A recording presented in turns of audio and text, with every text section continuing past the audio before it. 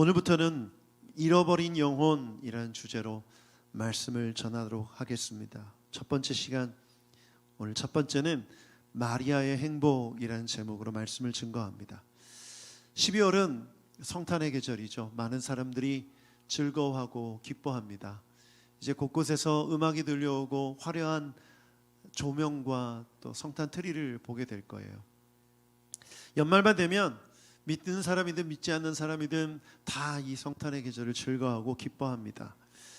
그런데 우리가 이 기뻐하고 즐거워하는 이 상황 속에서 우리 그리스도인들이 놓치지 말아야 될 것이 있죠.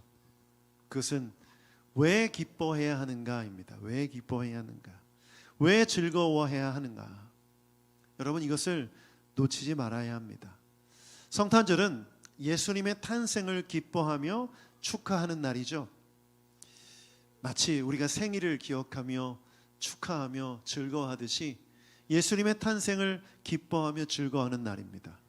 그렇기 때문에 진정으로 진심으로 그 기쁨을 누리기 위해서는 예수님이 왜 오셨는지를 기억해야 하는 것이죠. 여러분, 예수님께서 왜 이 땅에 오셨습니까? 누가복음 19장 10절에는 그 이유를 명확하게 기록하고 있어요. 함께 읽어보죠. 누가복음 19장 10절 시작. 인자가 온 것은 잃어버린 자를 찾아 구원하려 함이니라. 인자, 예수님을 뜻하죠. 예수님이 오신 것은 잃어버린 자를 찾아 구원하려 함이니라. 누가복음 19장 말씀은 삭개오를 부르실 때 하신 말씀이에요. 세리장인 삭개오를 부르시고 사람들이 왜 죄인과 함께 식사하느냐 이렇게 질문할 때 예수님이 인자에 온 것은 잃어버린 자를 찾아 구원하려 함이니라, 이 말씀을 하신 거예요. 여러분, 이 말씀을 하신 데에는 하나님께서 이 땅에 예수님을 보내신 그 목적을 예수님의 입술을 통해서 우리에게 알게 하시는 거죠. 그래서 누가복음 15장에 보면 이 잃어버린 자가 어떤 의미인지를 세 가지 비유를 통해서 말씀해 주세요. 누가복음 15장 4절을 함께 읽어보겠습니다. 먼저 잃어버린 양의 비유입니다. 함께 읽어보죠. 시작. 너희 가운데서 어떤 사람이 양 100마리를 가지고 있는데 그 가운데서 한 마리를 잃으면 99마리를 들에 두고 그 잃은 양을 찾을 때까지 찾아다니지 않겠느냐. 여기 보면 양 100마리가 있는데 한 마리를 잃으면 99마리를 둘에 두고 잃은 양을 찾을 때까지 찾아다닌다. 잃어버린 한 마리 양. 두 번째 비유는 잃어버린 드라크마의 비유입니다. 누가복음 15장 8절을 보면 드라크마의 비유가 있어요. 함께 읽어보죠. 시작. 어떤 여자에게 드라크마 10립이 있는데 그가 그 가운데서 하나를 잃으면 등불을 켜고 온 집안을 쓸며 그것을 찾을 때까지 샅샅이 뒤지지 않겠느냐. 이 드라크마는 화폐죠. 10립, 동전인데 이것은 남자 일꾼의 하루 품삯에 해당합니다. 하루 품삯에 해당하는 이 한 동전을, 드라크마를 잃어버린 거예요. 그러면 잃어버린 걸 찾기 위해서 등불을 켜고 온 집안을 쓸며 샅샅이 뒤지지 않겠느냐, 이 비유를 말씀하셨고, 마지막 세 번째 비유가 우리가 잘 아는 탕자의 비유입니다. 누가복음 15장 24절 말씀 함께 읽어보죠. 시작. 나의 아들은 죽었다가 살아났고 내가 잃었다가 되찾았다. 그래서 그들은 잔치를 벌였다. 잔치를 벌였다. 자, 잃어버린 한 마리 양, 그리고 잃어버린 동전 드라크마 한 립, 그 다음에 세 번째 잃어버린 아들. 잃어버린 아들. 이 세 가지를 찾게 되는 내용을 비유로 말씀하고 계세요. 여러분, 예수님께서 이렇게 비유로 말씀하신 데는 의미가 있죠. 이 앞의 내용, 이 세 가지는 비유에 해당합니다. 본 뜻은 여기에 있어요. 예수님이 이미 다 말씀해 주셨어요. 누가복음 15장 7절을 보면 잃어버린 것의 의미를 이렇게 말씀하십니다. 함께 읽어보죠. 시작. 내가 너희에게 말한다. 하늘에서는 회개할 필요가 없는 의인 99보다 회개하는 죄인 한 사람을 두고 더 기뻐할 것이다. 그러면 예수님께서 첫 번째 비유하신 99마리, 한 마리 어린 양은 무엇을 뜻합니까? 회개하지 않는 죄인 한 사람이 잃어버린 양이라는 거죠. 두 번째 비유 15장 10절을 보면 이렇게 말씀하세요. 함께 읽겠습니다. 시작. 내가 너희에게 말한다. 이와 같이 회개하는 죄인 한 사람을 두고 하나님의 천사들이 기뻐할 것이다. 이 말씀에서도 한 드라크마, 잃어버린 드라크마는 뭡니까? 회개하지 않는 죄인 한 사람이에요. 그런데 회개하지 않는 죄인 한 사람이 회개하면 그 드라크마를 찾은 것과 같다는 거죠. 세 번째 비유, 탕자의 비유는 이렇습니다. 32절 함께 읽어보죠. 시작. 그런데 너희 아우는 죽었다가 살아났고 내가 잃었다가 되찾았으니 즐기며 기뻐하는 것이 마땅하다. 여기 보니까 이렇게 고백합니다. 죽었다가 살아났고 잃었다가 되찾았다. 둘째 아들이 아버지의 재산을 미리 받아서 다 탕진하고 죄를 짓고 아버지로 돌아오죠. 그러면 잃어버린 아들은 누구냐? 둘째 아들이에요. 아버지 집에 아버지의 뜻을 이해하고 아버지와 함께하지 않고 떠났던, 자기 발로 떠났던 그 둘째 아들을 되찾는 것, 그것이 바로 잃어버린 자를 찾는 것의 의미라는 거죠. 그러면 이 세 가지를 통해서 우리는 구원의 의미를 정리할 수 있습니다. 구원의 의미는 뭡니까? 제가 자막을 준비했는데 함께 읽어보죠. 시작.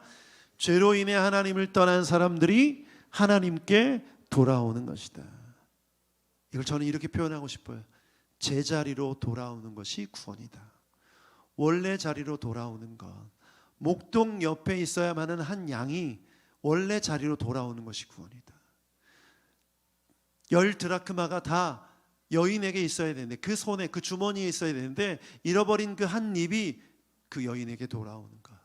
집을 나간 둘째 아들, 그 아들이 아버지의 집으로 돌아오는 것, 이것이 바로 구원인 줄 믿습니다. 그러므로 우리가 구원받았다는 것은 죄인인 내가 아버지 하나님을 떠난 우리가 아버지 하나님으로 돌아가는 것, 이것이 바로 진정한 구원의 의미라는 거죠. 여러분, 우리가 구원받기 전에 내 인생의 주인이 나인 것처럼 알고 마음대로 살았죠. 그런데 예수 그리스도를 믿고 난 다음에 내가 인생의 주인이 내가 아니라 하나님이시구나 깨닫는 것을 우리가 경험하죠. 이건 뭘 뜻합니까? 내 생각이 제자리로 돌아오는 거예요. 내 삶의 주인이 내가 아니라 하나님, 원래 주인인 하나님께로 돌아가는 것이죠. 죽음의 낭떠러지로 떨어져 죽을 수도 있는 그런 위험한 상황에 있었던 잃어버린 양이 이제 목자의 인도함을 받는 양이 되어서 푸른 초장과 쉴만한 물가로 가는 것, 그것이 바로 구원입니다. 구원이에요. 저는 성경에 에덴을 잘 묵상해야 된다고 생각하는데, 여러분, 에덴은 어떤 곳입니까? 원래 인간이 있던 곳이에요. 그곳에서는 하나님과 아주 가까이 지내며 하나님과의 소통에 문제가 없었어요. 따로 이렇게 기도회를 열 필요도 없었고 예배 시간도 필요 없었어요. 찬양팀도 필요 없었어요. 막힘이 없이 소통하는 예배의 모습이 바로 에덴 동산의 모습이에요. 원래 인간이 있었던 자리는 그 자리예요. 그런데 여러분, 기도하려고 하면 기도가 잘 되세요? 하나님이 잘 느껴져요? 잘 느껴지지 않죠. 우리가 죄로 인해서 원래 있던 자리를 떠났고 원래 있던 자리가 아닌 곳에서 너무 익숙해지고 그 죄 속에서 살아가고 있기 때문에 하나님 앞에 가까이 나아갈 수가 없는 것입니다. 그런데 우리가 예수 그리스도를 통해서 구원받게 되면 예배하게 되고 기도하게 되고 하나님이 느껴지게 되고 하나님이 믿어지게 되고 원래 있던 자리를 회복하기 때문에 내 모든 생각과 마음과 인격과 이 모든 것이 회복을 경험하게 되는 줄 믿습니다. 여러분, 구원은 이런 의미예요. 우리가 죽어서 가는 천국이 아니라 이 땅에서 원래 있던 그 모습, 원래 있던 그 자리를 회복하는 것이 진정한 구원인 것이죠. 그래서 예수님께서 이 땅에 오신 것이에요. 하나님께서 예수님을 이 땅에 보내신 것이에요. 그러므로 우리가 이 성탄의 계절에 이 구원의 진정한 의미를 누리는 여러분들에게 축복합니다. 원래 있던 자리로 돌아가는 것, 그 의미를 기억하시길 바랍니다. 우리 주님은 그것을 이루시기 위해 계획하셨어요. 그리고 그 계획을 실행하십니다. 어떻게 실행하시냐면, 제가 볼 때는 정말 효과적이지 않은 방법이에요. 느리고 이해가 되지 않는 그런 방법이에요. 하나님께서 우리에게 원래 있던 자리로 되돌아오게 하기 위해서, 우리를 구원하시기 위해서 선택하신 방법이 제가 볼 때는 그렇다는 것입니다. 한 여인의 몸에 태아로 오셔서 인간과 같이 똑같은 모습으로 이 땅에 태어나게 하셨고, 이 땅에서 인간이 겪는 모든 고통과 아픔과 슬픔과 수고를 다 겪게 하시고 자라게 하셨고, 십자가에 달려 돌아가심으로 피를 흘리게 하셨고 부활하게 하신 이 모습, 이 모든 것, 모든 인류를 구원하시기 위해 하나님이 선택하신 방법이 제가 볼 때는 효과적이지 않은 방법으로 보이는 것이죠. 만약 저 같으면 어떻게 했을까? 알약 하나를 만들어서 먹게 했을 것 같아요. 그러면 구원을 얻을 수 있게, 원래 자리로 돌아가게.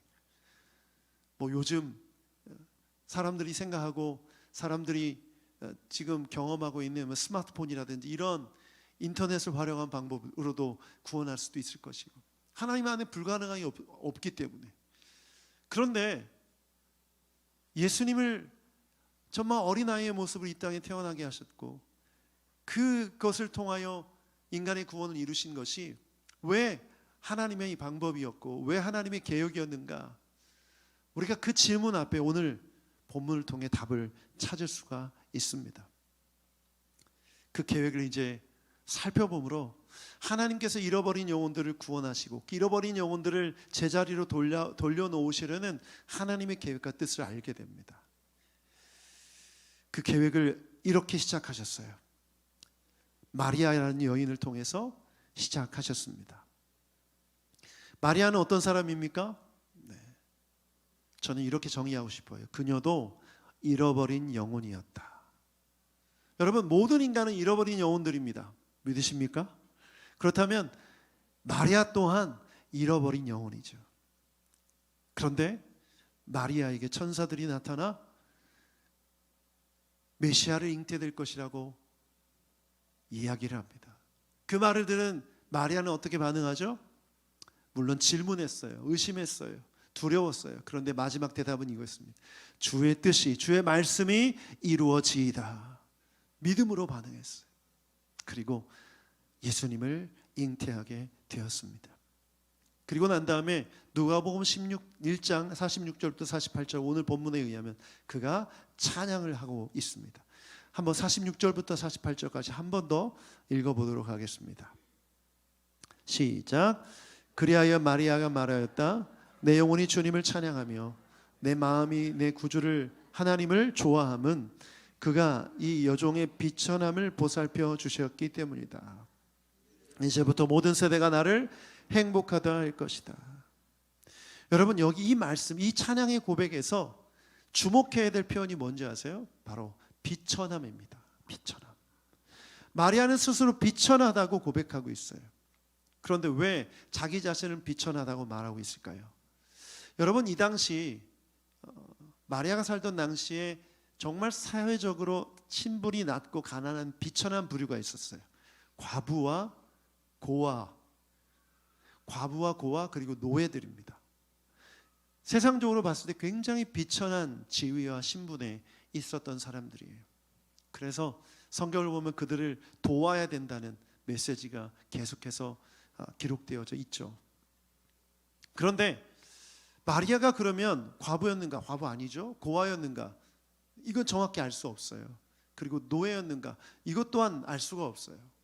그런데 적어도 이 요셉과 결혼한 걸 보면 노예는 아닐 것입니다. 그러나 그 자신은 자기 스스로를 비천하다고 여긴 거예요. 저는 여기에 아주 중요한 메시지가 있다고 생각해요. 마리아는 스스로를 비천하게 여겼던 이유가 뭘까? 여러분, 우리가 하나님으로부터 떠나 잃어버린 바 된 사람들은 스스로를 비천하게 여길 수밖에 없습니다. 세상 속에서 그렇게 된다는 것이죠. 일단 세상적으로 본다면 여인이기 때문에 사람 수로도 세지 않는 여인이기 때문에 그런 비천함이 기본적으로 있었을 것이고, 또 나사렛이라는 가난한 동네에 살았던 여인이기 때문에 더더욱 그랬을 것이고, 직업이 목수인 요셉을 만나 결혼해야 되는 상황이 세상적으로 봤을 땐 낮은 신분에 있는 비천한 사람이라고 볼 수 있는 것이죠. 그런데 그것을 그대로 받아들여서 나는 비천한 사람, 나는 낮은 사람, 나는 천한 사람, 이렇게 여기고 살았던 것입니다. 여러분, 우리가 세상 속에서 하나님 없이 살아가게 되면 우리의 자아상이 왜곡에 일어나요. 이 땅을 살아가면서 하나님이 우리를 창조하신 그 창조의 모습이 아닌 세상 속에서 비뚤어지고 상처나고 왜곡된 자아상을 갖게 된다는 것입니다. 우리 주님 우리를 창조하셨을 때 이렇게 말씀하셨죠. 보시기 심히 좋았더라. 창세기 1장 31절 말씀 함께 읽어보겠습니다. 시작. 하나님이 지으신, 말씀 준비 안 됐습니까? 함께 읽어보죠. 시작. 하나님이 지으신 그 모든 것을 보시니 보시기에 심히 좋았더라. 저를 한번 따라서 해주십시오. 나는 하나님의 걸작품이다. 믿으십니까? 거울 보시면서 이 말 계속 하세요. 여러분, 인간은 심리학에서 분석 실험한 건데 자신의 외모를 그리라고 하면 대부분 30% 이상, 70%의 사람들이 다 자신을 못생기게 그린다고 합니다. 실제 모습보다. 그리고 실제로 자신은 못생겼다고 생각한다고 그래요. 그런데 다른 사람이 평가하게 되면 그렇지 않은 경우가 대부분이라고 해요. 이것은 무엇을 뜻할까요? 세상적 기준에 의해서 자기 스스로를 비하하는 거죠. 이것은 자기 자신의 상, 마음상, 또 외모에 대한 자기의 생각을 자꾸 왜곡시켜서 하나님이 우리를 걸작품으로 만드셨음에도 불구하고 그것을 누리지 못하게 하는 원인이 되는 것입니다. 그래서 여러분, 비교를 조심하셔야 돼요. 비교를 조심하셔야 돼요. 남이 가진 것과 남이 가진 외모와 또 남이 가진 직업과 명예와 여러분을 비교하지 마십시오. 하나님은 여러분을 그렇게 비교하지 않으세요. 심지어 신앙적인 열심으로도 그걸 비교하지 않으십니다. 물론 때로는 우리의 필요를 위해 우리에게 기도하라고 명령하시고 또 기도하지 않은 것에 대해서 책망하기도 하시지만 그것이 여러분을 존귀하고 여기는 하나님의 조건이 아니에요. 하나님은 우리 모두를 귀하고 존귀하게 여기시는 줄 믿습니다. 주님은 우리를 비천하다고 말씀하지 않으세요. 왜죠? 하나님의 형상을 닮은 거룩한 피조물이기 때문에. 그런데 우리는 세상 속에서 우리의 자아상이 오염됐고 왜곡됐기 때문에 자꾸 비교하게 되고 나는 가진 것이 없어, 나는 배운 것이 없어, 나는 못생겼어, 나는 못났어, 이런 걸로 스스로를 괴롭게 하는 거예요. 저는 마리아가 너무나 인격적으로 훌륭하고 자아상이 완벽하고 정말 긍정적이고 주님 보실 때 합당한 사람이어서 하나님이 마리아를 선택하셨다고 생각하지 않습니다. 여러분, 이건 성경 전체 어디를 봐도 공통점이에요. 아브라함을 선택하셨는데 아브라함이 훌륭하고 뛰어난 사람이었습니까? 모세가, 다윗이? 물론 장점들은 하나씩 있었어요. 그러나 그가 완벽했냐는 거예요. 마리아도 마찬가지예요. 스스로 자기 자신을 비천하다고 여기는 사람이었음에도 불구하고 하나님은 그를 선택하셨어요. 왜? 그녀 또한 잃어버린 영혼이었기 때문에. 그리고 예수님을 잉태함으로 그녀의 삶이 달라졌어요. 어떻게? 48절 말씀을 보면 이렇게 고백하고 있어요. 48절이 아니라 맞죠? 48절 같이 한번 읽어보죠. 48절 시작. 이제부터는 모든 세대가 나를 행복하다 할 것입니다.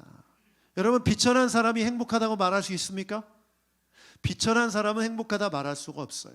그러나 비천한 마리아가 예수 그리스도를 잉태함으로 말미암아 이제 모든 세대가 나를 어떻게 행복하다 말할 수 있다. 다시 말하면 나는 행복하다는 거예요. 왜?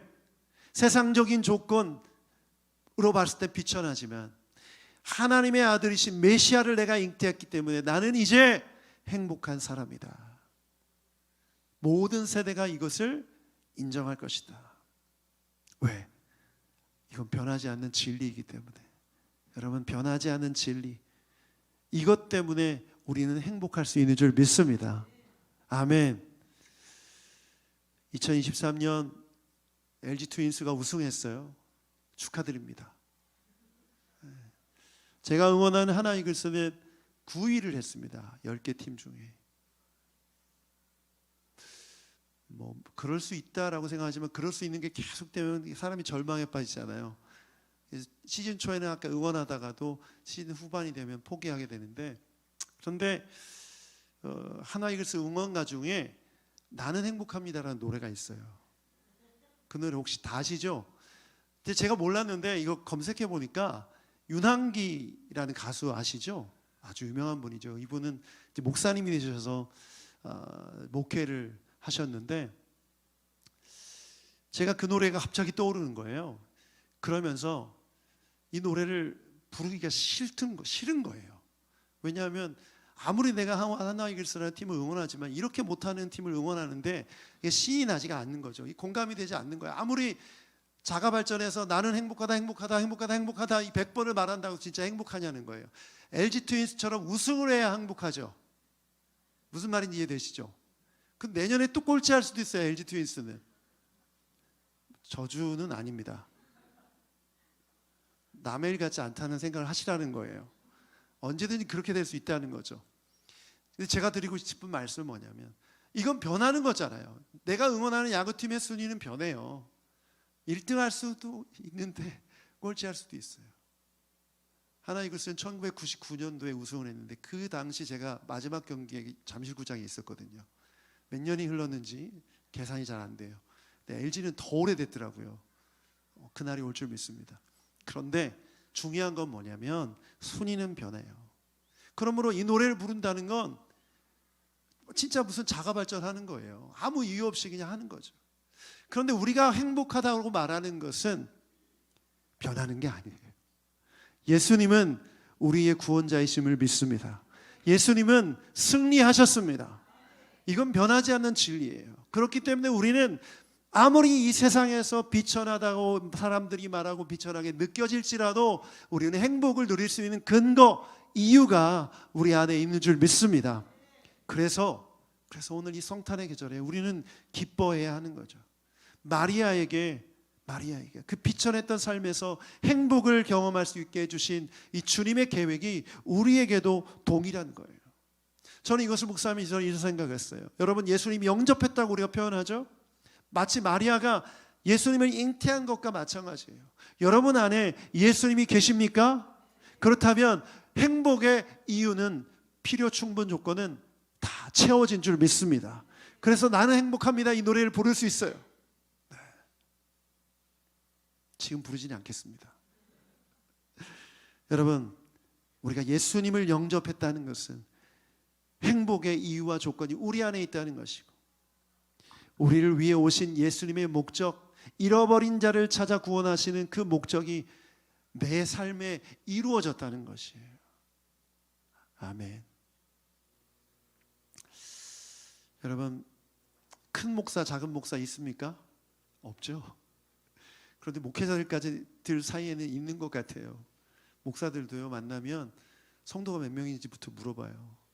네, 그것부터 큰 목사, 작은 목사가 구분되죠. 이찬수 목사님이 큰 목사입니까? 제가 더 커요. 키는 제가 더 키 큰 목사죠. 여러분, 아무리 제가 목회자지만 저도 인간이기에 이런 세상에 살고 있기 때문에 이런 기준으로 비천하다고 느껴지기도 하고 쪼그라들기도 하고 자괴감에 빠지기도 하고, 아니 내 동기는 저 때 학교 다닐 때 공부도 못하고 지질이 맨날 놀고 그랬던 애가 떵떵거리며 제네시스 타고 다니고 아파트 살고, 제네시스는 뭐 별 아닌가요? 벤츠 타고 다니고, 벤츠가 더 좀 싸던데, 아무튼 그런 마음 때문에 이 세상을 살면서 우리가 이런 연약함 속에 괴로워하잖아요.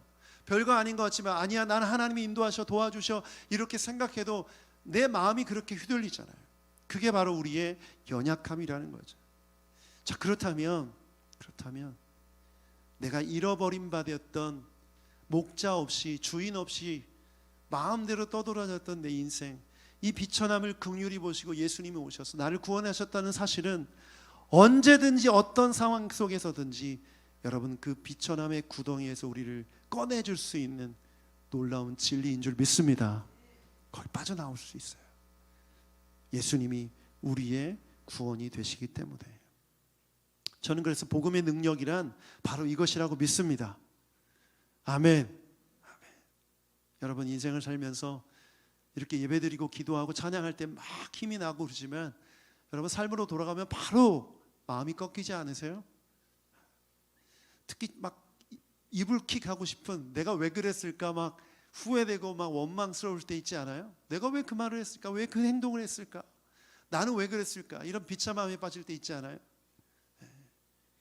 여러분, 그때 여러분 안에 여러분이 영접한 예수님, 나를 위해 잃어버린 나를 구원하시고 오신 예수님, 그 예수님을 붙드는 여러분 되길 축복합니다. 그리고 나는 행복할 수 있다, 나는 행복하다, 이 고백을 드릴 수 있는 여러분 되길 축복합니다. 여러분, 지금 우리 주변에 잃어버린 자들이 너무나 많습니다. 여러분은 이제 잃어버렸다, 찾은 바 되어서 이제 행복을 누리고 있지만 우리 주변에는 잃어버린 자들이 많아요. 여러분, 그들을 우리 주님이 찾고 계세요. 누구를 통해서? 우리를 통해서. 제가 내년에 우리 교회가 잃어버린 영혼들 향해 나아가는 교회가 되기를 원하는 마음에 예배 시간에 매번마다 여러분 마음속에 한 영혼을 위해 기도하는, 잃어버린 한 영혼을 위해 기도하는 시간을 가지려고 그래요. 예배 시간에.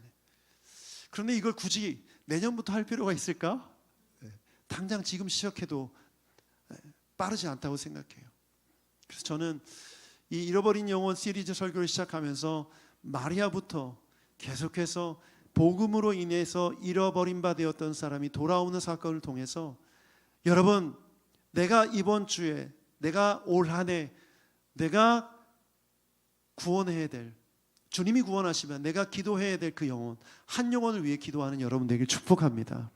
내가 받은 구원의 의미를 생각하면서 그 영혼들을 위해서 기도하는 것이죠. 우리 주변에 마리아와 같은 사람들이 있습니다. 스스로를 비천하게 여기고 낮게 여기고 행복을 누리지 못하는 사람들. 여러분, 그 사람들에게 마리아를 소개해 주세요. 마리아를 소개해 주세요. 예수님을 영접하면 이렇게 행복한 삶을 살 수 있음을 여러분이 고백하고 선포하는 복음의 증인이 되길 주님의 이름으로 축복합니다.